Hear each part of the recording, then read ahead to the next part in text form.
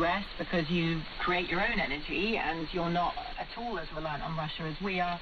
But for us, suddenly switching off supplies could have very dramatic consequences.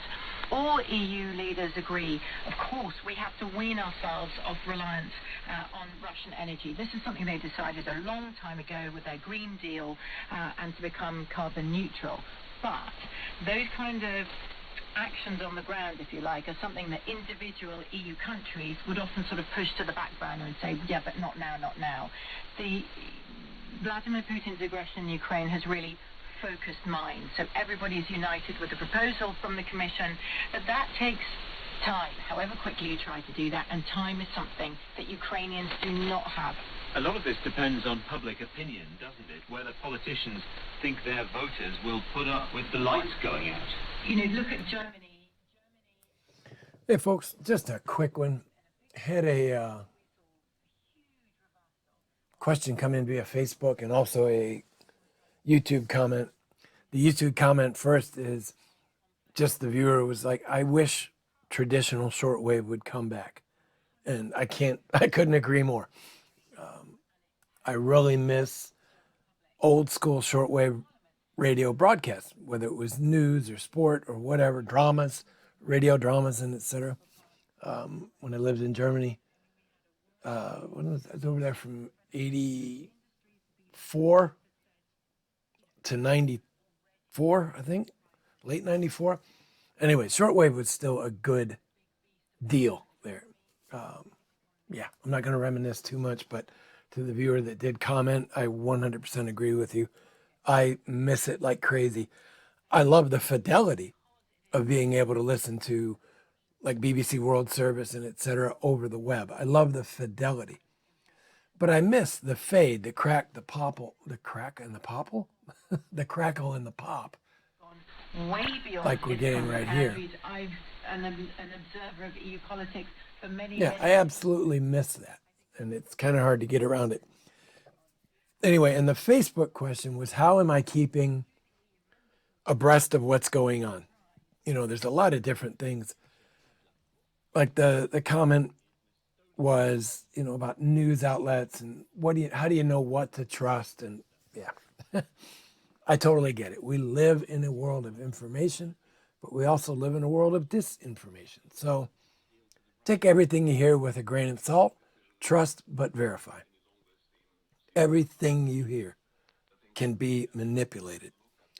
As far as my news sources, I'm very skeptical about most American news sources only because I feel like they cannot differentiate from the facts as they are there and personal opinion and editorial comment.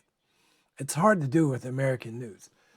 My primary American news source is NPR. And I know a lot of people are going to be going, oh, he's one of those guys. No, even NPR, trust but verify. But yeah, my primary is, again, NPR for American news, Deutsche Welle, DW for pretty much news in general, and then again, BBC. Between the three of them reporting on the same story, you can put together, I think, in my opinion, a much more accurate picture. It's not all ABC outlets pulling from the same news pool and retelling the same story. You know, each has their own view, but when you see all three views, I think you're better able to produce a better picture in your mind of what's going on. You also asked about tracking aircraft. How do I do it? We talked about this before. I did a couple of videos on building ADS-B a receiver using an RTL and how to build it from scratch. And in the videos, I mentioned how you can take your data and feed it to other sources. So granted, you know, at your house, you may only be able to see 100 miles signal-wise, the different aircraft. But as you can see on the map, well, this guy's putting, you know, he's got one here. He can see 100 miles. And this guy's got one. He can see 100 miles. And as you piece together the larger picture, look what you have. That's why I think projects like this are so valuable. But yeah, moving back into kind of, just to fill you in, this is kind of how I get a picture of what's going on. What do we look right now? We're at about 9:15 at night, maybe 10:15 Poland time. I'm not sure if they're still in Central European time or not.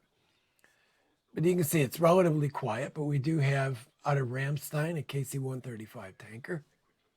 Civilian flight, civilian flight, civilian flight. Most of these are civilian flights. Hey, that one's interesting. Oh, it's those guys again. I think right here in this business park must be a drone manufacturer or a drone hobbyist. Nearly every day, there's a drone flying there. And that's a big drone. That's not a little bitty drone. Sadly, it doesn't give us any information other than the altitude. Okay, so let's zoom back out just a little bit. It's going to be kind of boring because it's late at night. And now what aircraft we do have up there are flying dark. Nothing of interest. Yeah, pretty much this is all going to be commercial traffic. Everything else is flying dark, literally and figuratively. Not broadcasting anything, but you can check these out during the day. And just to give you another idea, last week, Thursday or Friday, I think it was, I was watching B-52s flying out of this rough area of England and then flying all around the UK, flights of multiple B-52s. Quite a few times seeing the Eurofighter and etc. flying over Europe. Trying to just take a look if there's any thing of potential interest up here. I guess I should probably do this more during the day their time so you can kind of get an idea. But yeah, that's it. I mean, that's really how I do it. And it's, I don't know, some common sense, some correlating news reports like with the airlifts that are going on. And yeah, like I said, just a lot of experience.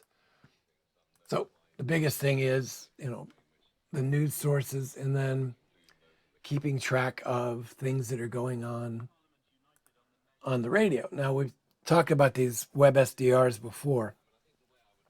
I'm trying to keep this brief and it's not scripted. I'm just going through things. But if you go to the University of Twente, I'll put the links down in the description. This one is actually really good because of the chat box. And quite often there are people here that they know their doo-doo. You get some average listeners, which I would still consider myself an average listener. But you get some guys, gals, I don't know, that really are consistent with what they do and what they find. So clearly we had a server reset about an hour ago, not 40 minutes ago. But you can kind of go through and just see what's going on. So what is... Yeah. No. It's noise. I'm not going to try and explain all of this stuff, but let's see. 3920. Andrews Air Force Base, but this time of night, that's probably going to be pretty quiet. I'll turn it up, but the squelch is on, so if it breaks, we'll hear it.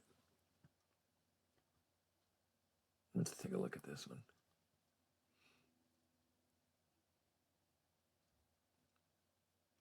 So you can see, so that somebody tagged this particular frequency, upper sideband, as MILCOM or military communications.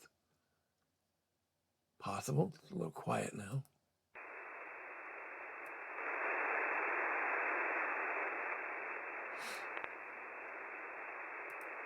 I'll trust that it's inactive right now.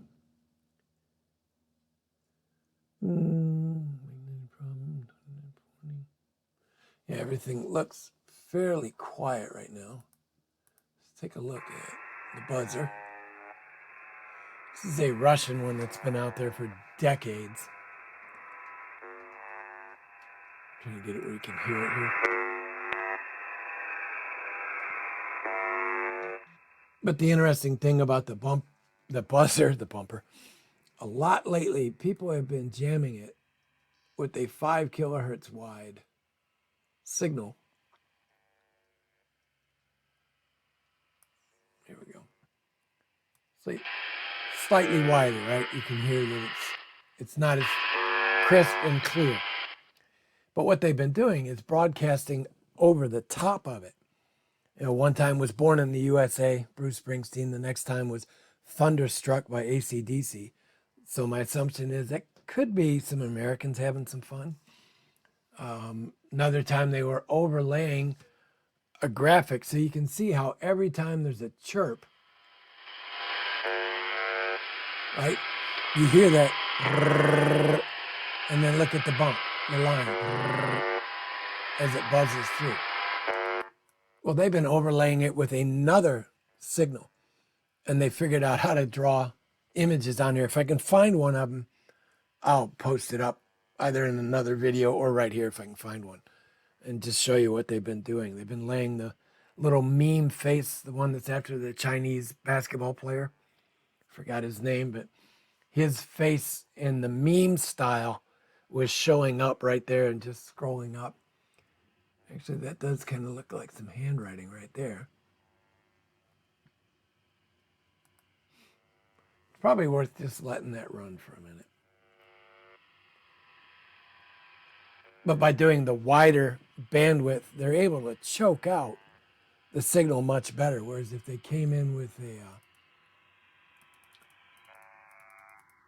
narrower filter, which actually I think it's 2 point something natively, but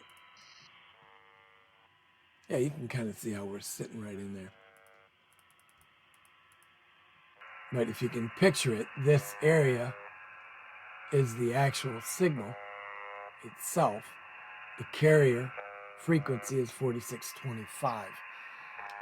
So anything that's within this zone right here is audible.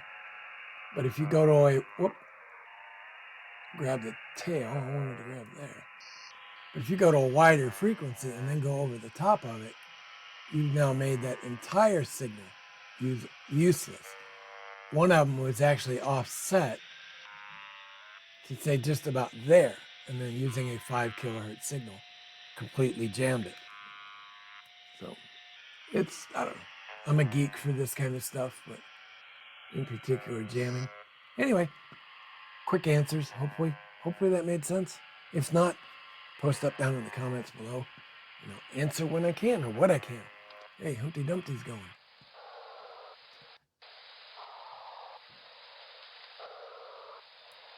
Oh.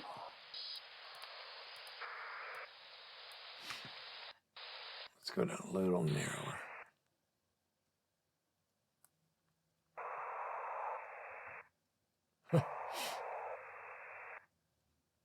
But yeah, this is a great thing to do. I love just tooling around these bands and just seeing, like I said, they give you a bunch of bookmarks here. So if there's something in particular, you can kind of scroll through. Take a better sound at that than I would just listening from home. Anyway, I've rambled on enough. Again, any questions or comments, put them down below in the comments. And we'll see you guys soon.